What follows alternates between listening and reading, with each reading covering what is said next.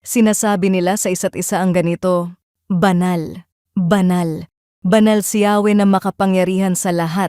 Ang buong daigdig ay puspos ng kanyang kaluwalhatian."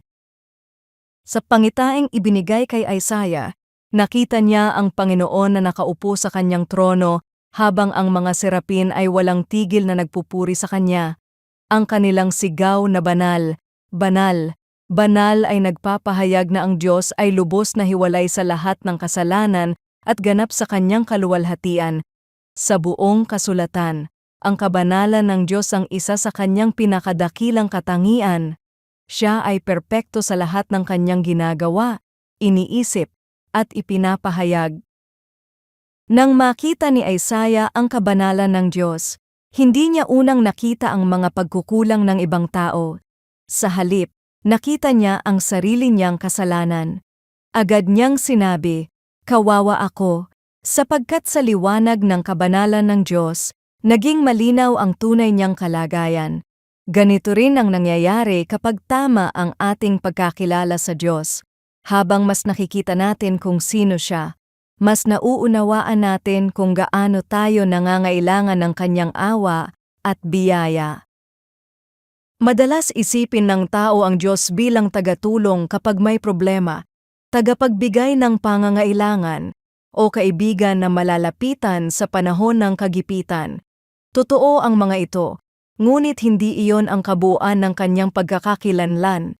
Bago ang lahat ng iyon, siya ang banal na hari ng sansinukob na karapat-dapat sa ating pagsamba, paggalang, at lubos na pagsunod.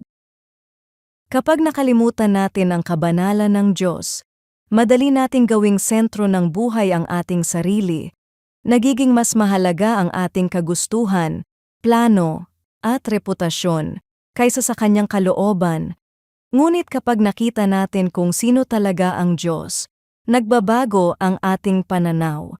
Unti-unti nating natutunang mamuhay hindi para sa sariling kaluwalhatian, kundi para sa Kanya. Higit sa lahat, ang kabanalan ng Diyos ang nagpapakita kung gaano kadakila ang biyayang natanggap natin kay Kristo. Tulad ni Isaiah, wala tayong kakayahang lumapit sa banal na Diyos dahil sa ating kasalanan. Ngunit sa kanyang pag-ibig, isinugo niya ang kanyang anak na si Jesus upang mamatay para sa ating mga kasalanan at muling mabuhay. Ang sino mang sumampalataya kay Jesus bilang Panginoon at tagapagligtas ay tumatanggap ng kapatawaran at naibabalik sa Diyos. Dahil kay Kristo, ang mga dating malayo sa Diyos ay maaari nang lumapit sa Kanya bilang mga anak na tinanggap sa Kanyang biyaya. Panginoon, tulungan mo akong makita ka ng mas malinaw ayon sa iyong salita. Bigyan mo ako ng pusong may paggalang at paghanga sa iyong kabanalan. Sa liwanag ng iyong kadakilaan, naway mamuhay ako para sa iyong kaluwalhatian at hindi para sa aking sarili. Sa pangalan ni Jesus, Amen.